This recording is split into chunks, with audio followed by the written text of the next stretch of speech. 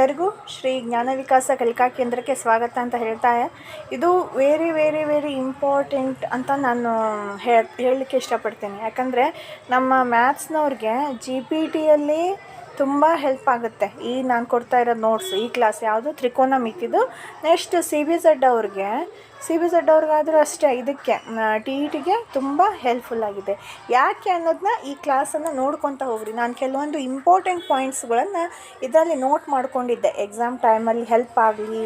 ಯಾವ ಕ್ವಶನ್ ಹೆಂಗೆ ಕೇಳ್ತಾರೆ ಅಂತ ಹೇಳೋಕ್ಕೆ ಗೊತ್ತಾಗಲ್ಲ ರೀ, ಯಾವ ಥರ ಮೂಡಿರುತ್ತೋ ಎಕ್ಸಾಮಿನರ್ಸ್ದು ಅಂತಂದೇಳಿ.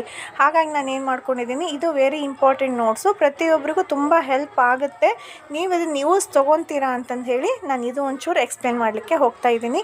ಸಾಧ್ಯ ಆದಷ್ಟು ಏನು ಮಾಡಿಬಿಡ್ರಿ, ನೋಟ್ಸನ್ನು ಸ್ಕ್ರೀನ್ಶಾಟ್ ಆದರೂ ಹೊಡ್ಕೊಳ್ರಿ, ಇಲ್ಲ ಏನು ಮಾಡ್ಕೊತ ಹೋಗ್ರಿ, ಸ್ವಲ್ಪ ನೋಡಿ ಪಾಯಿಂಟ್ಸ್ ಮಾಡ್ಕೊತ ಹೋಗ್ರಿ. ನೆಕ್ಸ್ಟು ಇಲ್ಲಿ ನೋಡಿರಿ, ತ್ರಿಕೋನಮಿತಿ ಅಂದರೆ ಏನು?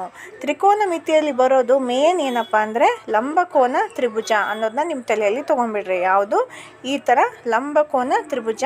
ಈ ಲಂಬಕೋನ ತ್ರಿಭುಜಕ್ಕೆ ಏನಾಗುತ್ತೆ, ಒಂದು ತೀಟಾ ಅಂತ ಇರುತ್ತೆ. CBZ ಸೆಕ್ಷನ್ ಅವರು ಒಂಚೂರು ಲಕ್ಷ ಕೊಟ್ಟು ಕೇಳ್ಕೊಂಡ್ರೆ ಹೆಲ್ಪ್ ಆಗುತ್ತೆ. ಇದನ್ನು ತೀಟಾ ಅಂತ ಕರಿತೀವಿ. ನೆಕ್ಸ್ಟ್ ಈ ತೀಟಾದ ಎದುರುಗಡೆ ಭಾಗ ಏನಿರುತ್ತಲ್ಲ, ಈ ತೀಟಾ ಏನು ಆ್ಯಂಗಲ್ ಅಂದರೆ, ತೀಟಾ ಅಂದರೆ ಏನನ್ನೋ ಕ್ವಶನ್ ಬೇಡ, ಎಲ್ಲರೂ ಯಾವುದು SSLCಯಲ್ಲಿ ಓದಿರ್ತೀರ, ನೆಕ್ಸ್ಟ್ PUCಯಲ್ಲಿ ಓದಿರ್ತೀರ. ತೀಟಾ ಅನ್ನೋದು ಒಂದು ಚಿಕ್ಕ ಕೋನ, ಅದಕ್ಕೆ ಚಿಕ್ಕ ಕೋನ. ಈ ತೀಟಾಕ್ಕೆ ಅಭಿಮುಖವಾಗಿರೋ ಈ ಲೈನನ್ನು ನಾವೇನಂತ ಕರಿತೀವಿ, ಇದನ್ನು ಅಭಿಮುಖ ಬಾಹು ಅಂತಂತ ಹೇಳಿ ಕರಿತೀವಿ.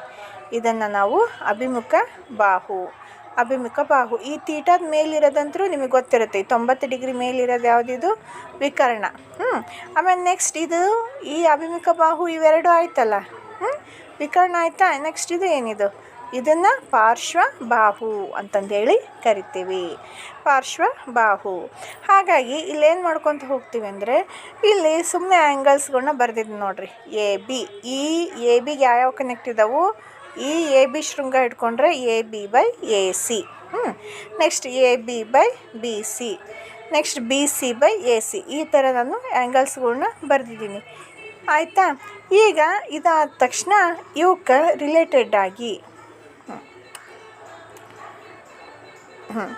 ಈಗ ಒಂದೊಂದು ಹಿಂಟ್ಸ್ಗಳನ್ನು ಕೊಡ್ತೀನಿ ನಾನು. ಆ್ಯಂಗಲ್ಸ್ ನೆನಪಿಟ್ಕೋಬೇಕಲ್ಲ, ನಿಮಗೆ ಎಕ್ಸಾಮಲ್ಲಿ ಕೇಳ್ಬೋದು. ಸೈನ್ ತೀಟಾ ಡೆಫಿನಿಷನ್ ಏನಿರುತ್ತೆ, ಸೈನ್ ತೀಟಾ ಅಂದರೆ ಏನಿರುತ್ತೆ ಅಂತ. ಸೈನ್ ತೀಟಾ ಅಂತಂದರೆ ಹಾಗಾಗಿ ಇಲ್ಲಿ ನೋಡ್ರಿ, SOH ಅಂದ್ರೆ ಇದಕ್ಕೆ S ಅಂದರೆ ಸೈನ್ ತೀಟಾ, O ಅಂದರೆ ಅಪೋಸಿಟ್ ಸೈಡು, H ಅಂದರೆ ಹೈಪೋಟೆನ್ಸು. ಇದು SOH ಅಂದರೆ ಇದು ನೆನ್ಪಿಟ್ಕೋಬೇಕು. ಸೈನಿಗೆ ಏನು ಬರುತ್ತೆ ಡೆಫಿನಿಷನ್ನು, SOH ಅಂದರೆ O ಅಂದರೆ ಅಪೋಸಿಟ್ ಸೈಡು, H ಅಂದರೆ ಹೈಪೋಟೆನ್ಸ್. ಅಪೋಸಿಟ್ ಸೈಡ್ ಏನಾಗುತ್ತೆ ನೋಡಿರಿ, ಸೈನ್ ತೀಟಾ ತೊಗೊಂಡ್ರೆ ಅಪೋಸಿಟ್ ಸೈಡು AB ಆಗುತ್ತೆ. ನೆಕ್ಸ್ಟು ಹೈಪೋಟೆನ್ಸ್ ಏನಾಗುತ್ತೆ, AC ಆಗುತ್ತೆ. ಹಾಗಾಗಿ ಸೈನ್ ಡೆಫಿನಿಷನ್ ಏನು ಬರುತ್ತೆ, AB/AC ಬರುತ್ತೆ. ನೆಕ್ಸ್ಟ್ ಕಾಸ್ ತೀಟಾ, ಕಾಸಿಗೆ ಏನು ಬರುತ್ತೆ, CAH ಅನ್ನೋದು ನೆನಪಿಟ್ಕೊಡ್ರಿ. CAH ಅಂದರೆ ಏನು ಬರುತ್ತೆ, ಪಾರ್ಶ್ವಬಾಹು. ನೆಕ್ಸ್ಟ್ ವಿಕರ್ಣ, A ಅಂದರೆ ಅಡ್ಜಸೆಂಟ್ ಸೈಡ್. ಇದನ್ನು ನಾವು ಪಾರ್ಶ್ವಬಾಹುಗೆ ಅಡ್ಜಸೆಂಟ್ ಸೈಡ್ ಅಂತ ಕರಿತೀವಿ. ವಿಕರ್ಣಕ್ಕೆ ಹೈಪೋಟೆನ್ಸ್, ಇದನ್ನು ಆಪೋಸಿಟ್ ಸೈಡ್ ಅಂತ ಕರಿತೀವಿ. ಹಾಗಾಗಿ ಪಾರ್ಶ್ವಬಾಹು BC/AC ಅಂತಂದು ಹೇಳಿ ಕಾಸಿಂದು. ಟ್ಯಾನಿಗೆ ಏನು ಮಾಡಿಬಿಡ್ತೀವಿ, ಅಭಿಮುಖ ಬಾಹು ಮತ್ತು ಪಾರ್ಶ್ವಬಾಹು, ಅದನ್ನು TOA ಅಂತ ತೊಗೊತೀವಿ. ಇವು ಮೂರನ್ನು ನೀವು ನೆನಪಿಡಲೇಕೆ ಬೇಕು. ಇವು ಮೂರನ್ನು ನೆನಪಿಟ್ರಿ ಅಂದರೆ ಇದಕ್ಕೆ ಅಪೋಸಿಟ್ ನೋಡ್ರಿ, ಸೈನ್ಗೆ ಯಾವುದು ಬರುತ್ತೆ ನೋಡ್ರಿ, ಸೈನಿಗೆ ಕೊಸೆಕ್ ಬರುತ್ತೆ, ಕಾಸಿಗೆ ಸೆಕ್ ಬರುತ್ತೆ, ಟ್ಯಾನಿಗೆ ಕಾಟು. ಏನದು ಅಂದರೆ ಇದೆ, ಇಲ್ಲಿ ವಿಕರ್ಣ ಇರೋದು ಇಲ್ಲಿ ಮೇಲ್ ಬರುತ್ತೆ, ಇಲ್ಲಿ ಅಭಿಮುಖ ಇರೋದು ಇಲ್ಲಿ ಕೆಳಗಡೆ ಬರುತ್ತೆ. ಇದರದ್ದು ರಿವರ್ಸ್ ಬರೆದ್ಬಿಡೋದು. ಸೈನ್ ಅಂದರೆ ಕಾಸಿಗೆ ಏನಾಗುತ್ತಿದ್ದು ರಿವರ್ಸ್, ಮೇಲೆ ಕೆಳಗೆ ಬರುತ್ತೆ. ಹಾಗಾಗಿ ನೀವು ಸೈನ್ ನೆನಪಿಟ್ಕೊಂಡ್ರೆ ಆಟೋಮೆಟಿಕ್ಲಿ ಕೊಸೆಕ್ ನೆನಪಿರುತ್ತೆ, ಕಾಸ್ ನೆನಪಿಟ್ಕೊಂಡ್ರೆ ಸೆಕ್ ನೆನಪಿರುತ್ತೆ, ಟ್ಯಾನ್ ನೆನಪಿಟ್ಕೊಂಡ್ರೆ ಕಾಟು ನೆನಪಿರುತ್ತೆ. ಗೊತ್ತಾಯ್ತಾ? ಈ ಥರ ನಮ್ಮ ತಲೆಯಲ್ಲಿ ಇವು ಉಳ್ಕೊಂಡ್ಬಿಡ್ತಾವೆ. ಇವು ಆ್ಯಂಗಲ್ಸು, ಸೈನಿನ ಡೆಫಿನಿಷನ್ಸ್ಗಳು. ಇವನ್ನ ಕೇಳ್ಬೋದು ನಿಮಗೆ. ಇವನ್ನ ಹೆಂಗೆ ಕೇಳ್ತಾರಂದರೆ, ಈಗ ಒಂದೇನೋ ಕೊಡ್ತಾರಪ್ಪ, ಇಲ್ಲೇನಂದರೆ ಅಭಿಮುಖ ಬಾಹು 3, ಹೈಪೋಟೆನ್ಸು 5 ಅಂತ ಕೊಟ್ಟಿರ್ತಾರೆ. ಇಲ್ಲಿ ನಾವೇನು ಮಾಡಬೇಕು, ಪಾರ್ಶ್ವಬಾಹುನ ಕಂಡಿಡ್ಕೋಬೇಕು. ಹಿಂಗೆ ಕೊಟ್ಟರು ಅಂದರೆ ನಾವು ಯೋಚನೆ ಮಾಡಬೇಕು, ಇಲ್ಲಿ ಯಾವ ಸೂತ್ರ ಹಾಕ್ಕೊಂಡ್ರೆ ನಮಗೆ ಅಡ್ಜಸೆಂಟ್ ಸೈಡ್ ಸಿಗುತ್ತೆ. ಹೌದಾ? ಯಾವುದು? ಈಗ ನಾನು ಏನು ಮಾಡ್ತೀನಿ, ವಿಕರ್ಣ ಕೊಟ್ಟಿದ್ದಾರೆ. ನೆಕ್ಸ್ಟ್ ಅಭಿಮುಖ ಬಾಹು ಕೊಟ್ಟಿದ್ದಾರೆ. ಅಭಿಮುಖ ಬಾಹು ವಿಕರ್ಣ ಎರಡನ್ನೂ ಕೊಟ್ಟಿದ್ದಾರೆ. ಹಾಗಿದ್ರೆ ಯಾವುದು ಹಾಕ್ಕೊಂಡ್ರೆ ನಮಗೆ ಬರುತ್ತೆ ಅಂತ ಯೋಚನೆ ಮಾಡಿರಿ. ಆವಾಗ ನೀವೇನು ಮಾಡಬೇಕಂದ್ರೆ, ನನಗೆ ಅಭಿಮುಖ ಬಾಹು ಕೊಟ್ಟಾರ ಐತಿ, ನೆಕ್ಸ್ಟು ವಿಕರ್ಣ ಕೊಟ್ಟಾರ ಐತಿ. ಆವಾಗ ನಾವೇನು ಮಾಡ್ತೀವಿ, ಸೈನ್ ತೀಟ ಸಿಗ್ತದೆ ನಮಗೆ.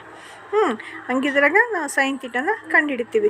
ಈಗ ಪಾರ್ಶ್ವಬಾಹು ಹೆಂಗೆ ಕಂಡುಹಿಡ್ಕೋಬೇಕು? ಈಗ ನಮಗೆ ಸೈನ್ ತೀಟ ಕೇಳಿಲ್ಲ ಅವರು, ನಮಗೇನು ಕೇಳಿದಾರಂತ ಇಟ್ಕೊಳ್ಳೋಣ, ನಮಗೆ ಕಾಸ್ ತೀಟನ ಕಂಡುಹಿಡೀರಿ ಅಂತ ಹೇಳ್ತಿದ್ದಾರೆ ಅವರು. ಕಾಸ್ ತೀಟನ ಕಂಡುಹಿಡೀರಿ ಅಂತ ಹೇಳಿದ್ದಾರೆ. ನಾವೇನು ಮಾಡ್ಬೇಕು ಅವಾಗ? ನಾವೇನು ಮಾಡಬೇಕಂದ್ರೆ, ಇದನ್ನು ಹೇಳಿದೆ ನಾವು ಯಾವಾಗಲೂ ಇದನ್ನು 90 ಡಿಗ್ರಿಗೆ ಮಾಡ್ಕೊತೀವಿ ಅಂತಂದೇಳಿ. 90 ಡಿಗ್ರಿಗೆ ಅಂತ ಅಂದಾಗ ನೀವೇನು ಮಾಡಬೇಕು, ಪೈಥಾಗೋರಸ್ ಪ್ರಮೇಯ ಹಾಕ್ಕೋಬೇಕು. ಪೈಥಾಗೋರಸ್ ಪ್ರಮೇಯ. ಪೈಥಾಗೋರಸ್ ಪ್ರಮೇಯ ಏನು ಬರುತ್ತೆ ನೋಡ್ರಿ, ಅಭಿಮುಖ ಬಾಹು AC² = AB² + BC² ಅಂತ ಬರುತ್ತೆ. AB ಎಷ್ಟೈತಪ್ಪ? 3 ಐತೆ. ನೆಕ್ಸ್ಟ್ AC ಎಷ್ಟೈತಿ? 5 ಐತೆ. 5² ಐತಿ. ನೆಕ್ಸ್ಟ್ BC ಗೊತ್ತಿಲ್ಲ, BC² ಹಾಗೆ ಇಟ್ಕೊಳ್ರಿ. ಈಗ AC² ಅಂದರೆ 25 ಮೈನಸ್ 3 3 9. ಈ ಕಡೆ ನಾನು ಡೈರೆಕ್ಟ್ ಮಾಡ್ಕೊಂಡಿದ್ದೀನಿ. 3² ಅಂದರೆ = ಎಷ್ಟಾಯಿತು? BC² ಆಯಿತು. 25 9 ಕಳೆದ್ರೆ ಎಷ್ಟಾಗುತ್ತೆ? 16 ಆಗುತ್ತೆ. 16 ಆಗುತ್ತೆ. ಇಲ್ಲಿ BC ಇರೋದು ಸ್ಕ್ವೇರ್ ರೂಟ್ ಮಾಡ್ಕೊಂಬಿಟ್ರೆ √16 ಅಂದರೆ ಎಷ್ಟು? √16 ಅಂದರೆ 4. 4 ಈಗ ಅಡ್ಜಸೆಂಟ್ ಸೈಡ್ ಎಷ್ಟು ಬಂತು ನಮಗೆ? 4 ಬಂತು. ಈಗ ಅಡ್ಜಸೆಂಟ್ ಸೈಡ್ 4 ಬಂತಲ್ಲ. ಈಗ ಕಾಸಿನ ಡೆಫಿನಿಷನ್ ಏನೈತಿ? ನಮಗೆ ಕಾಸ್ ತೀಟದ ಡೆಫಿನಿಷನ್ ಏನೈತಿ? BC/AC ಐತಿ. BC ಎಷ್ಟೈತೆ ಹೇಳ್ರಿ? ಹಂಗಿದ್ರೆ BC ಏನೈತಿ? ನಾವು ಕಂಡು ಹಿಡಿದ್ವಲ್ಲ, BC ಎಷ್ಟು? 4. ನೆಕ್ಸ್ಟು AC ಎಷ್ಟೈತಿ? AC 5 ಐತಿ. ನಮಗೆ ಆನ್ಸರು ಸಿಕ್ತು. ಅಲ್ಲಿ ಆಪ್ಷನಲ್ಲಿ ಕೊಟ್ಟಿರ್ತಾರೆ, ನಾವು ಫಾಸ್ಟಾಗಿ ಮಾಡ್ಕೊತ ಹೋಗಬೇಕು. ಈ ಥರ ಪೈಥಾಗೋರಸ್ ಪ್ರಮೇಯ ಕೊಟ್ಟು ನಾವು ಇನ್ನೊಂದು ಬಾಹುವನ್ನು ಕಂಡುಹಿಡ್ಕೊಂಡು ಅದ್ರ ಮೇಲೆ ಆ್ಯಂಗಲನ್ನು ಕಂಡುಹಿಡಬೇಕು. ಈ ಟೈಪ್ ಪ್ರಾಬ್ಲಮ್ಸು ಆಲ್ಮೋಸ್ಟ್ ಆಲು ಬಂದಿದ್ದಾವೆ. ಒಂದು 5 ಆದರೂ ಪ್ರಾಬ್ಲಮ್ಸು ಬಂದಿದ್ದಾವೆ. ಹಾಗಾಗಿ ಇದನ್ನೇನಂತ ಮಾಡ್ಕೊಂಬಿಡ್ರಿ, ವೆರಿ ವೆರಿ ವೆರಿ ಇಂಪಾರ್ಟೆಂಟ್. ಇದನ್ನು ನೀವು ಆದಷ್ಟು ಕೂತ್ಕೊಂಡು ಒಂದು ಸ್ವಲ್ಪ ನೀಟಾಗಿ ಬರ್ಕೊಂಬಿಡ್ರಿ, ತಿಳಿಯುತ್ತೆ ಅಂದ್ಕೊತೀನಿ. ಆಯಿತಾ? ನೆಕ್ಸ್ಟ್ ಈಗ ತ್ರಿಕೋನಮಿತಿಯ ವಿಲೋಮ ಅನುಪಾತಗಳು, ಇನ್ವರ್ಸ್ ನೋಡ್ರಿ. ಇನ್ವರ್ಸ್ ಕೇಳ್ತಾರೆ. ಏನು ಕೇಳ್ತಾರೆ ಅಂತಂದರೆ, ಇಲ್ಲಿ ಕೂಡ ಈಗ ಸೈನ್ ಕೊಟ್ಬಿಟ್ಟಿರ್ತಾರೆ ನಿಮಗೆ. ಸೈನ್ ಕೊಟ್ಟಿರ್ತಾರೆ, ಕೊಸೆಕ್ ಏನಾಗುತ್ತೆ ಅಂತ ಕೇಳ್ತಾರೆ. ಇನ್ವರ್ಸ್ ಫಾರ್ಮುಲಾಸ್ಗಳು ಮಾಡೋದು ಇದು ಭಾಳ ಇಂಪಾರ್ಟೆಂಟು. ಇದ್ರ ಮೇಲೆ ಕ್ವಶನ್ಸ್ ಕೇಳ್ತಾರೆ. ಸೈನ್ಗೆ ಕೊಸೆಕ್ಕು ಇನ್ವರ್ಸು, ಕಾಸಿಗೆ ಸೆಕ್ ಇನ್ವರ್ಸು, ಟ್ಯಾನಿಗೆ ಕಾಟ್ ಇನ್ವರ್ಸು, ಹೀಗೆ 1/, ಕೊಸೆಕ್ಕಿಗೆ 1/sin. ಇದೇನು ಬರುತ್ತಲ್ಲ, ನೀವು ಕೊಸೆಕ್ ಬರ್ದಿದ್ದೀರಿಲ್ಲ, ಇದೇ ರಿವರ್ಸ್ ನೋಡಿರಿ. ಈ ಥರ ಇಲ್ಲಿ ಸೆಕ್ ಮೇಲೆ ಹೋಗುತ್ತೆ, ಕಾಸ್ ಕೆಳಗಡೆ ಬರುತ್ತೆ, ಕಾಟ್ ಮೇಲ್ಗಡೆ ಹೋಗುತ್ತೆ, ಟ್ಯಾನು ಕೆಳಗಡೆ ಬರ್ತದೆ. ಇವು ಇನ್ವರ್ಸ್ ಫಾರ್ಮುಲಾಗಳು. ಈ ಇನ್ವರ್ಸ್ ಫಾರ್ಮುಲಾಗಳು ನಿಮಗೆ ಗೊತ್ತಿರಬೇಕು. ಇನ್ವರ್ಸ್ ರೀತಿಯಲ್ಲಿ ನಾವು ಹೆಂಗೆ ಬರ್ಕೊಂಡ್ರೆ ರೂಪಾಂತರ ಮಾಡೋದಪ್ಪ, ಸೈನ್ ಇದ್ದದ್ದು ನಾವು ಕೊಸೆಕ್ ಮಾಡಬೇಕಂದ್ರೆ 1/, ಕೊಸೆಕ್ ಮಾಡಿಕೊಂಡ್ರೆ ನಮಗೆ ಕೊಸೆಕ್ಕು ಸಿಗುತ್ತೆ ಅನ್ನೋದು ನಿಮಗೆ ಐಡಿಯಾ ಇರಲಿ. ಇವು ಇನ್ವರ್ಸ್ ಫಾರ್ಮುಲಾಗಳು. ಆಯಿತಾ? ನೆಕ್ಸ್ಟು ಅದೇ ಥರ ತ್ರಿಕೋನಮಿತಿ ಅನುಪಾತಗಳ ನಡುವಿನ ಸಂಬಂಧ ಅಂತಂದು. ಇಲ್ಲಿ ನೋಡಿರಿ, ತ್ರಿಕೋನಮಿತಿ ನಡುವಿನ ಸಂಬಂಧ ಅಂದರೆ ಇಲ್ಲಿ 2 ಹುಡ್ಕೊತೇವೆ. ಈಗ ನೀವು ಸೈನು ಕಾಸ್ ಅದಾವಲ್ಲ, ಈ ಸೈನು ಕಾಸ್ ಕಂಡುಕೊಂಡು ನಾವೇನು ಬರ್ಬೋದು? ಟ್ಯಾನನ್ನು ಕಂಡಿಡ್ಕೋಬೋದು. ಏನಾಗ್ತದೆ? ಸೈನ್ ಕಾಸಿಗೆ BC/AC, AB/AC ಇತ್ತು. ಕೆಳಗಡೆ ಇರೋ ಈ AC ಕ್ಯಾನ್ಸಲ್ ಆಗಿಬಿಡ್ತೈತಿ. ಕ್ಯಾನ್ಸಲ್ ಆಗಿ ಏನು ಉಳಿತೈತಿ? ಇಲ್ಲಿ ನಾನು ಮಿಸ್ಟೇಕ್ ಮಾಡ್ಕೊಂಡು AC ಅಂತ ಬರ್ಕೊಂಡಿದ್ದೀನಿ. BC/AB ಬರುತ್ತೆ. BC/AB ಅಂದರೆ ಏನು ಬಂತು? ಅಭಿಮುಖ ಬಾಹು ಮತ್ತು ಪಾರ್ಶ್ವಬಾಹು ಟ್ಯಾನ್ ಬರುತ್ತೆ. AB/AC.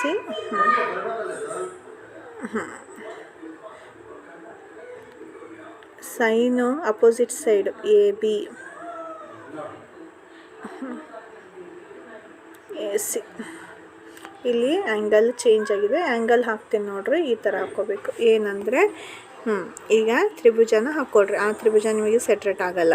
ಈಗ ಅಭಿಮುಖ ಬಾಹುಗೆ ಇಲ್ಲಿ ಬಿ ಸಿ ಎ ಅಭಿಮುಖ ಬಾಹು ತೀಟಾ. ಇದು ಅಭಿಮುಖ ಬಾಹು B C. Next hypotenuse A C ಬರ್ತದೆ. ಹೈಪೋಟೆನ್ಸು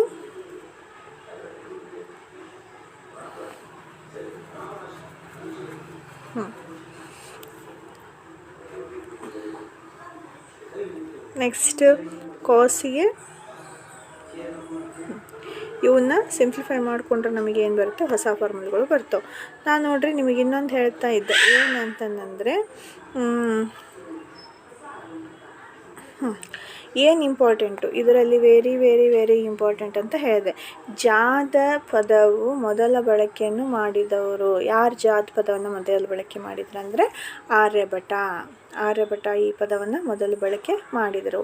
ಮತ್ತು ಸೈನ್ ಮತ್ತು ಕೊಸೈನ್ ಪದವನ್ನು ಎಡ್ವರ್ಡ್ ಗುಂಟರ್ ಇವನ್ನ ನೆನಪಿಟ್ಕೊಳ್ರಿ. ಯಾಕಂದರೆ ನಾವು ನಾಳೆ ಇದನ್ನು ಬರ್ತೀವಲ್ಲಪ್ಪ, GPSTR ಬರೀಲಿಕ್ಕೆ ಬೇಕು, TET ಪಾಸ್ ಆಗೇ ಆಗುತ್ತೆ, ಹೌದಿಲ್ಲ? 100% TET ಪಾಸ್ ಆಗುತ್ತೆ.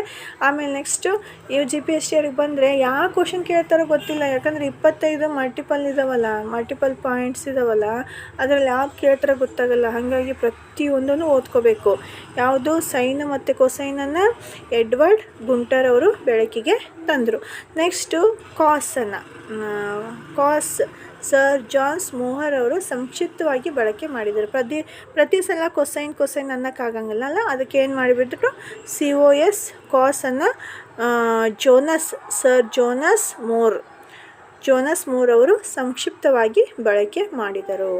ಇದೇನು ಸೆಕ್ಷನಲ್ಲಿ ಇಂಪಾರ್ಟೆಂಟ್ ಅಂತ ಹೇಳಿದ್ನಲ್ಲ, ನಾನು ಇದನ್ನೇ ನಿಮಗೆ ಇಂಪಾರ್ಟೆಂಟ್ ಅಂತ ಹೇಳಿದ್ದು. ಆಮೇಲೆ ನೋಡಿರಿ, ಈ ಕೋಷ್ಟಕವನ್ನು ಒಂಚೂರು ನೆನಪಲ್ಲಿಟ್ಕೋಬೇಕು. ಈ ಕೋಷ್ಟಕದ ಮೇಲೆ ನಮಗೇನು ಮಾಡ್ತಾರೆ, ಪ್ರಶ್ನೆಗಳು ಬರ್ತವೆ. ಅಂದರೆ ಈ ಕೋಷ್ಟಕನ ಆಧಾರವಾಗಿ ಇಟ್ಕೊಂಡು ಕೆಲವೊಂದು ಪ್ರಾಬ್ಲಮ್ಸ್ಗಳನ್ನು ಕೇಳ್ತಾರೆ. ಅವನು ಕೂಡ ನಾವು ಸಾಲ್ವ್ ಮಾಡಬೇಕಾಗತ್ತೆ. ಈಗ 5 ಆ್ಯಂಗಲ್ಸ್ಗಳನ್ನು ನಾವು ನೋಡ್ತೀವಿ. ಇಲ್ಲಿ ಯಾವ್ದ್ಯಾವ್ದು ಆ್ಯಂಗಲ್ ಅಂದರೆ 0, 30, 45, 60, 90 ಇಷ್ಟು 5 ಆ್ಯಂಗಲ್ಸ್ಗಳನ್ನು ನೋಡ್ತೀವಿ. ಆವಾಗ ಇಲ್ಲಿ ಟ್ಯಾಲಿ ಮಾಡ್ಕೋಬೇಕು. sin 0 is 0, sin 30 is 1/2, sin 45 is 1/√2, sin √3/2, next sin 90 is 1. ಆಯ್ತಲ್ಲ? ಇದ್ರದ್ದೇ ಈಗ ನೋಡ್ರಿ, ಇದ್ರದ್ದು ಉಲ್ಟಾ ಬರ್ಕೊತ ಬರೋಣ. ಫಸ್ಟು ಒಂದಿದ್ದದ್ದು ಇಲ್ಲಿ ಬರ್ತದೆ, ಯಾವುದು? ಕಾಸಿಗೆ. ನೆಕ್ಸ್ಟು 60 ಇದ್ದದ್ದು 30ಗೆ. ಇದು ಒಂಥರ ಸೇಮ್ ಇದೆ. ನೆಕ್ಸ್ಟ್ ಹಿಂಗೆ ಕಾಸಿಗೆ ಏನಾಯಿತು, ಉಲ್ಟಾ ಆಗಿಬಿಡ್ತು. ಇದು ಉಲ್ಟಾ ಇವ್ರದ್ದು ಆಟ ಆಯ್ತಲ್ಲ. ಇವ್ರದ್ದಾದ್ಮೇಲೆ ಏನಾಗುತ್ತೆ ಗೊತ್ತಾ, ಟ್ಯಾನಿಗೆ ಬರ್ರಿ. ಟ್ಯಾನಿಗೆ ಏನಾಗ್ತದೆ, ಬಾಗ್ಸೋದು. ಸೈನ್ ಮತ್ತು ಕಾಸ್ ಬಾಗಿಸ್ಕೋಬೇಕು. ಟ್ಯಾನಿಗೆ ಬಾಗಿಸಿದ್ರೆ 1 0 0. ಇನ್ನು ಎರಡನ್ನೂ ಬಾಗ್ಸೋಣ. 2 ಕ್ಯಾನ್ಸಲ್ ಆಯಿತು, 1/√3 ಉಳಿತು. ಇಲ್ಲಿ 1/√2 ಕ್ಯಾನ್ಸಲ್ ಆಯಿತು, 1 ಉಳಿತು, ಹೌದಿಲ್ಲ? ನೆಕ್ಸ್ಟ್ ಅದೇ ಥರ ಇಲ್ಲಿ ಕೆಳಗಡೆ 2 ಕ್ಯಾನ್ಸಲ್ ಆಯಿತು, ಬರೀ √3 ಉಳಿತು. ನೆಕ್ಸ್ಟ್ 0/1 ಅಂದರೆ ಅದೇನಾಗುತ್ತೆ, 1/0 ಅಂದರೆ ಏನಾಗುತ್ತೆ, ಅದು ಇನ್ಫಿನಿಟಿ ಬರುತ್ತೆ. ಅದಕ್ಕೆ ಮೀನಿಂಗ್ ಇಲ್ಲ. ಇವನ್ನ 3 ಕಲ್ಕೊಂಬಿಟ್ರೆ ಉಳಿದನ್ನೆಲ್ಲವನ್ನು ನಾವು ಬರಿಬೋದು. ಅದೇ ಥರ ನಾನೇನು ಹೇಳಿದೆ, ಕೊಸೆಕ್ಕು, ಸೈನಿಗೆ ಇನ್ವರ್ಸು ಕೊಸೆಕ್ ಅಂತ ಹೇಳಿದೆ. ಕೊಸೆಕ್ಕಿಗೆ ಏನು ಮಾಡಬೇಕು, ನೀವು ಕೊಸೆಕ್ನ ರಿವರ್ಸ್ ಮಾಡ್ಕೊತ ಹೋಗ್ರಿ. ಇದು ಇಷ್ಟು ಹೇಳಿದ್ನಲ್ಲ, ಇದು ಅರ್ಥ ಆಯ್ತಾ? ಈಗ ಕೊಸೆಕ್ಕಿಗೆ ಬರೋಣ. ಕೊಸೆಕ್ಕಿಗೆ ಏನಾಗ್ತದೆ ಅಂದರೆ ಉಲ್ಟಾ ಮಾಡಿರಿ. ಇದಕ್ಕೆ ಸೈನ್ ಐತೆ ಅಂದರೆ ಕೊಸೆಕ್ಕಿಗೆ ಬಂದಾಗ ಏನು ಮಾಡಬೇಕು, ಈ ಸೈನಿಗೆ 1/0 ಅಂದರೆ ND ಬರ್ತದೆ. ಕೊಸೆಕ್ ಆಯಿತಾ? ಇದಕ್ಕೆ ಮತ್ತು 1/2 ಅಂದ್ರೆ ಮೇಲ್ಗಡೆ ನ್ಯೂಮರೇಟಿಗೆ ಬರ್ತದೆ. ಇದಕ್ಕೆ ಮತ್ತು 1/2 ಅಂದರೆ √2 ಬರ್ತದೆ. ನೆಕ್ಸ್ಟ್ ಇದು 1 ಅಂದರೆ 2/√3 ಬರ್ತದೆ.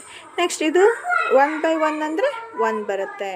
ಇದನ್ನು ಒಂಚೂರು ಲಕ್ಷ್ಯ ಕೊಟ್ಟು ಕೇಳ್ಕೊಡ್ರಿ, ಯಾಕಂದರೆ ನಿಮಗೆ ನೆನಪಲ್ಲಿ ಉಳಿಲಿ ಅಂತಂದು ಹೇಳಿ ನಾನು ಇದನ್ನು ಈ ಥರ ನೀಟಾಗಿ ಎಕ್ಸ್ಪ್ಲೇನ್ ಮಾಡ್ತಾ ಇದ್ದೀನಿ. ಇಂಪಾರ್ಟೆಂಟ್ ಇದು ನೆನಪಲ್ಲಿ. ಅವಾಗ ಎಕ್ಸಾಮ್ ಟೈಮಲ್ಲಿ ನಾವು ಇದು ಸೈನ್ 1 ಸೆಕ್ಷನ್ ನೆನಪಿಟ್ಕೊಂಡ್ರೆ ಇವನ್ನೆಲ್ಲ ಒಂದು 30 ಸೆಕೆಂಡಲ್ಲಿ ನಾವೇನು ಮಾಡಿಬಿಡ್ಬೋದು, 30 ಸೆಕೆಂಡಲ್ಲಿ ಬರ್ಕೊಂಡು ಇಟ್ಕೊಂಡ್ಬಿಡ್ಬೋದು. ಯಾವುದೇ ಡೌಟ್ ಇಲ್ಲದೇ ನಾವೇನು ಮಾಡ್ಕೋಬೋದು, ಪ್ರಾಬ್ಲಮನ್ನು ನೀಟಾಗಿ ಸಾಲ್ವ್ ಮಾಡ್ಕೊತ ಹೋಗ್ಬೋದು. GPSTRಲ್ಲಿ ಟೆನ್ಷನ್ಗೆ ಏನಾಗುತ್ತೆ ಗೊತ್ತಾ, sin 30 ರೂಟ್ 3/2 ಇರುತ್ತಾ, ಇನ್ನು ಕಾಸ್ ರೂಟ್ 3 ಆಯಿತಾ, ಹಿಂಗೆ ಬರಲಿಕ್ಕೆ ಡೌಟ್ ಆಗಿಬಿಡುತ್ತೆ. ಆವಾಗ ನಮಗೆ ನೆನಪಿಟ್ಕೊಳೋದು ಕಷ್ಟ ಆಗುತ್ತೆ. ಹಾಗಾಗಿ ನಾನು ಹೇಳ್ತಾ ಇರೋದು ನಿಮಗೆ. ಹಾಂ, ನೆಕ್ಸ್ಟ್ ಈಗ ನಿಮಗೆ ಕೊಸೆಕ್ಕಿಂದ ಹೇಳಿದೆ. ಈ ಕೊಸೆಕ್ ಆದಮೇಲೆ ಇಲ್ಲಿ ನೋಡ್ಕೊಳ್ರಿ, ಕೊಸೆಕ್ ಆಯಿತಾ. ಈ ಕೊಸೆಕ್ಕಿಂದ ಮತ್ತು ಸೆಕ್ಕಿಗೆ ಮತ್ತು ಉಲ್ಟಾ ಬರ್ತೇವೆ. ಆಗಲೇ ಬಂದೆಲ್ಲ ಹಾಗೆ ಕಾಸಿಗೆ ಸೈನಿಗೆ ಬಂದ್ವಲ್ಲ, ಇದು ಇಲ್ಲಿ ಬರುತ್ತೆ, ನೆಕ್ಸ್ಟ್ ಇದು ಇಲ್ಲಿ ಬರುತ್ತೆ, ಇದು ಹಿಂಗೆ ಇರುತ್ತೆ, ಇದು ಹಿಂಗೆ ಬರುತ್ತೆ, ಮತ್ತು ಪ್ಲೇಸ್ ಚೇಂಜ್ ಆಗ್ತವೆ. ಇದು ಆದಮೇಲೆ ಮತ್ತು ಬಾಕ್ಸನ್ನು ಒಂದು ಇನ್ಫಿನಿಟಿ ಬಾಕ್ಸಿದ್ರೆ ಮತ್ತು ಅದೇ ಇರುತ್ತೆ. ಇದನ್ನು ಹಿಂಗೆ ಡಿವಿಷನ್ ಮಾಡ್ಕೊಳ್ಳೋಣ. ಮತ್ತು ಡಿವಿಷನ್ ಮಾಡಿದರೆ ಏನಾಗುತ್ತೆ, ಮೇಲ್ಗಡೆ 2 ಕ್ಯಾನ್ಸಲ್ ಆಗಿ ಇದು ಇನ್ವರ್ಸ್ ಆಗಿ 3 ಬರುತ್ತೆ. ನೆಕ್ಸ್ಟ್ ರೂಟ್ ಕ್ಯಾನ್ಸಲ್ ಆಗಿ 1 ಬರುತ್ತೆ. ನೆಕ್ಸ್ಟ್ ಮೇಲ್ಗಡೆದು 2 ಕ್ಯಾನ್ಸಲ್ ಆಗಿ 1/√3 ಬರುತ್ತೆ. 1 ನೋಡಂದರೆ 0 ಬರುತ್ತೆ. ಆಯಿತಾ? ಈ ಥರ ಇವನ್ನ ಈ ಚಾರ್ಟನ್ನು ಒಂಚೂರು ನಾನು ಎಕ್ಸ್ಪ್ಲೇನ್ ಮಾಡಿದ್ದೀನಿ ನಿಮಗೆ, ಹೆಂಗೆ ನೆನಪಲ್ಲಿ ಈಸಿಯಾಗಿ ಇಟ್ಕೋಬೋದು ಅಂತಂದೇಳಿ. ಒಂದ್ಸಲ ಬಿಟ್ಟು ಇನ್ನೊಂದ್ಸಲ ವಿಡಿಯೋ ನೋಡಿರಿ, ನೆನಪಲ್ಲಿ ಉಳಿಯುತ್ತೆ. ನಾನು ನಿಮಗೆ ಹೇಳಿದೆ, ನಾವು ಸೈನಿಗೆ ಏನು ಮಾಡ್ಕೋಬೇಕು, ಸೈನಿಗೆ ಬರಬೇಕಪ್ಪ ಅಂದರೆ ಸುಮ್ಮನೆ ಏನು ಮಾಡ್ಕೊತ ಹೋಗ್ರಿ ಗೊತ್ತಾ, 1 2 3 0 1 2 3 4 ಬರ್ಕೊತ ಹೋಗ್ರಿ. ಅದಕ್ಕೆ ಏನು ಮಾಡಿಬಿಡ್ರಿ, 4ರಿಂದ ಭಾಗಿಸ್ಕೊತ ಹೋಗ್ರಿ. ಇಲ್ಲಿ ಎಕ್ಸಾಮಲ್ಲಿ ಏನು ಮಾಡಿರಿ, ಒಂದು ಚಿಕ್ಕದಾಗಿ 0 1 2 3 4 ಭಾಗಿಸ್ಕೋಬೇಕು. ಆಮೇಲೆ ಮತ್ತೆ 4 4 4 4 4 4ರಿಂದ ಭಾಗಿಸ್ಕೋಬೇಕು. ಭಾಗಿಸ್ಕೊಂಡು ಎಲ್ಲಕ್ಕೂ ರೂಟ್ ಹಾಕ್ಕೊಂತ ಹೋಗಬೇಕು. ರೂಟ್ ಹಾಕಿದರೆ ಏನಾಗುತ್ತೆ, ಒಂದನೇದಂತರೂ 0 ಆಗುತ್ತಪ್ಪ, ಎರಡನೇದು ಏನಾಗುತ್ತೆ 1/√2 ಆಗುತ್ತಪ್ಪ, ಇದು 2 1 2 2 ಅಂದರೆ 1/√2 ಆಗುತ್ತಪ್ಪ. ಹೌದಾ? ಈ ಟೈಪ್ ಎಕ್ಸಾಮಲ್ಲಿ ನಮಗೇನಾಗುತ್ತೆ ಮೈಂಡಿಗೆ ಅವಾಗ ಯಾವುದು ಅಂತಂದೇಳಿ ಡೌಟ್ ಬರುತ್ತಲ್ಲ, ಈಗ ಕಾನ್ಫಿಡೆಂಟ್ಲಿ ಹೇಳ್ತೇವೆ ನೋಡ್ರಿ. ಈಗ ಹಿಂಗೆ ಮಾಡ್ಕೊಂಬಿಟ್ವಿ ಅಂದರೆ sin 0ಕ್ಕೆ ಎಷ್ಟು, ಈಗ ನೋಡಿರಿ sin 0ಕ್ಕೆ ಎಷ್ಟಾಯ್ತಪ್ಪ, sin 0ಕ್ಕೆ 0, sin 1ಗೆ sin 30ಗೆ sin 30ಗೆ 1/2, sin 45ಗೆ 1/√2. ಏನಿಲ್ಲ, ಇಲ್ಲೇನಾಗ್ತದೆ 2 1s 2 2s ಏನಾಯಿತು 1/√2 ಆಯಿತು. ನೆಕ್ಸ್ಟು √3/2 ಆಯಿತು. ನೆಕ್ಸ್ಟ್ 1 1 √1 ಆಯಿತು. ಆಯಿತಾ? ಹೀಗೆ 30 45 60 90 ಆಯಿತು. ನೆಕ್ಸ್ಟ್ ಇದು ಸೈನಿಂದ ಒಂದು ಗೊತ್ತಾದರೆ ಸಾಕು ನಿಮಗೆ. ಸೈನಿಂದ ಒಂದು ಗೊತ್ತಾದರೆ ನೀವೇನು ಮಾಡ್ತೀರಾ, ಕ್ರಾಸಿಗೆ ಹೇಳಿದೆ ನಾನು, ಕ್ರಾಸಿಗೆ ಏನಾಗ್ತದೆ ಹಿಂಗೆ ಉಲ್ಟಾ ಬರ್ಕೊತ ಹೋಗ್ತತಿ. ಆ ಕಡೆದು ಈ ಕಡೆಗೆ, ಈ ಕಡೆದು ಈ ಕಡೆಗೆ, ಹಿಂಗೆ ಇದಕ್ಕಿದು ಹಿಂಗೆ ಬರ್ಕೊತ ಹೋಗ್ತತಿ. ಕಾಸಿಗೂ ನಿಮಗೆ ಸಿಕ್ಬಿಡ್ತೈತಿ. ಅದೇ ನೀವು ಭಾಗಿಸ್ಕೊಂಬಿಟ್ರಿ ಅಂದರೆ ಏನಾಯಿತು, ಭಾಗಿಸ್ಕೊಂಬಿಟ್ರೆ ನಿಮಗೆ ಟ್ಯಾನಿಗೂ ವ್ಯಾಲ್ಯೂಸು ಸಿಕ್ಬಿಡ್ತವೆ. ಇಲ್ಲಿ ನಿಮಗೆ ಸೈನು ಕಾಸು ಟ್ಯಾನಿಗೆ ಸಿಕ್ತಂದ್ರೆ ಆಟೋಮೆಟಿಕ್ಲಿ ನಿಮಗೆಲ್ಲವಕ್ಕೂ ವ್ಯಾಲ್ಯೂಸು ಸಿಗ್ತವೆ. ನಾನು ಹೇಳ್ತಾ ಇರೋದಿಷ್ಟೇ. ನೀವು ಯಾರಾದರೂ ಕ್ಲಾಸ್ ಮಾಡ್ತಾ ಇದ್ರಿ ಅಂದರೆ SSLCದು ಅವ್ರಿಗೇನು ಪ್ರಾಬ್ಲಮ್ ಇಲ್ಲ. ನಮ್ಮ CVZ ಫ್ರೆಂಡ್ಸ್ ಏನಿರ್ತಾರಲ್ಲ ಅವ್ರಿಗೆ ಒಂಚೂರು ಡಿಫಿಕಲ್ಟ್ ಅನ್ನಿಸ್ಬಾರ್ದು ಅಂತಂದೇಳಿ ನಿಮಗೆ ಹೆಲ್ಪ್ ಆಗಲಿ ಅಂತಂದೇಳಿ ಮಾಡ್ತಾಯಿದ್ದೀನಿ. ಇಷ್ಟರಲ್ಲಿ ಒಬ್ರಿಗೆ ಹೆಲ್ಪ್ ಆದರೂ ನನಗೆ ಖುಷಿ ಅನಿಸುತ್ತೆ. ಆಯಿತಾ? ನೆಕ್ಸ್ಟ್ ಪೇಜಿಗೆ ಹೋಗೋಣ. ಇಲ್ಲಿ ನೋಡಿರಿ, ತ್ರಿಕೋನಮಿತಿಯ ನಿತ್ಯ ಸಮೀಕರಣಗಳು. ಇದನ್ನು ನಿಮಗೆ ಆಲ್ರೆಡಿ ಗೊತ್ತಿರುತ್ತೆ. ನಿತ್ಯ ಸಮೀಕರಣಗಳು ಇವಕ್ಕೆ ಆಲ್ಟ್ರೇಷನ್ ಭಾಳ ಮಾಡ್ಕೊಂಡಿದೆ. ತ್ರಿಕೋನಮಿತಿ ಸಮೀಕರಣಗಳಿಗೆ ಏನು ಹೇಳ್ತಾರೆ, ಒಂದು ವೇಳೆ ಸೈನ್ ಸ್ಕ್ವೇರ್ ಅಂತ ಬಂದಿರುತ್ತೆ. ಈಗ ಏನೋ ಸೈನ್ ಸ್ಕ್ವೇರಿಗೆ ಬೇರೆ ರೂಪ ಕೊಡಬೇಕಾಗಿರುತ್ತೆ ನಾವು. ಅವಾಗ ಏನು ಮಾಡ್ತೀವಿ, sine square = 1 - cos square A ಇದನ್ನ ಬರ್ಕೊಳ್ರಿ. ಆಯಿತಾ? ಈ ಥರ ಮಾಡ್ತೀವಿ. ನೆಕ್ಸ್ಟ್ ಅದೇ ಥರ cos square cosec square A ಐತಲ್ಲ, ಇದು ಕೊಸೆಕ್ ಸ್ಕ್ವಯರ್ ಎ ಐತಿ. ಒಂದು ವೇಳೆ ಕಾಟ್ ಬೇಕಾಗಿತ್ತಪ್ಪ ನಮಗೆ, ಕಾಟ್ ಬೇಕಾಗಿತ್ತಂದರೆ ಕಾಟ್ ಸ್ಕ್ವಯರ್ ಎ ಇತ್ತಂದರೆ ಏನಾಗ್ತತಿ, ಈ ಕೊಸೆಕ್ ಸ್ಕ್ವಯರ್ ಎ ಈ 1 ಈ ಕಡೆ ಬಂದರೆ ಏನಾಗುತ್ತೆ -1 ಆಗುತ್ತೆ. ಈ ಥರ ಅನೇಕ ರೂಪಾಂತರಗಳನ್ನ ಮಾಡಿ ಕೊಟ್ಟಿರ್ತಾರೆ. ನಿತ್ಯ ಸಮೀಕರಣ ಯಾವುದು ಅಂತ ಹೇಳ್ರಿ ಅಂತ. ಅವಾಗ ಈಗ ಅದೇ ಒಂದು ವೇಳೆ ಸೆಕೆಂಡ್ ಸ್ಕ್ವಯರ್ ಎ ಇದ್ದರೆ ಇದನ್ನೇ ಕೊಟ್ಬಿಡ್ತಾರೆ, ಪ್ರಾಬ್ಲಮ್ ಇಲ್ಲ. ಅದೇ ಆವಾಗ ಟ್ಯಾನ್ ಸ್ಕ್ವಯರ್ ಎ ಕೊಟ್ಟು ಅವಾಗ ಏನು ಮಾಡ್ತೀರಿ ನೀವು, ಸೆಕೆಂಡ್ ಸ್ಕ್ವಯರ್ ಎ -1 ಆಗುತ್ತೆ. ಆಯ್ತಿಲ್ಲ? ಈ ಥರ ಸ್ವಲ್ಪ ರೂಪಾಂತರ ಮಾಡಿಕೊಟ್ಟಿರ್ತಾರೆ. ಆಮೇಲೆ ಮತ್ತೇನು ಮಾಡ್ತಾರೆ, tan A = second square A -1 ಆಗುತ್ತೆ. ಏನಾಗುತ್ತೆ, ಟ್ಯಾನ್ ಸ್ಕ್ವೇರ್ ಇದ್ದು ಸೆಕೆಂಡ್ ಸ್ಕ್ವಯರ್ ಎ -1 ಆಗುತ್ತೆ. ಆಯಿತಾ? ಅದೇ ಥರ ನೆಕ್ಸ್ಟ್ ಕೋನಗಳಿಗೆ ತ್ರಿಕೋನಮಿತಿ ಅನುಪಾತಗಳು ಅಂತಂದೈತಿ. ತ್ರಿಕೋನಮಿತಿ ಅನುಪಾತಗಳು ಏನು ಬರುತ್ತೆ, ಇವು ಕೂಡ ಇಂಪಾರ್ಟೆಂಟು. ಈಗ ಈ ಥರ ಲೆಕ್ಕಗಳು ಬರ್ತವೆ. ಏನಂದರೆ ಈಗ ಕಾಸ್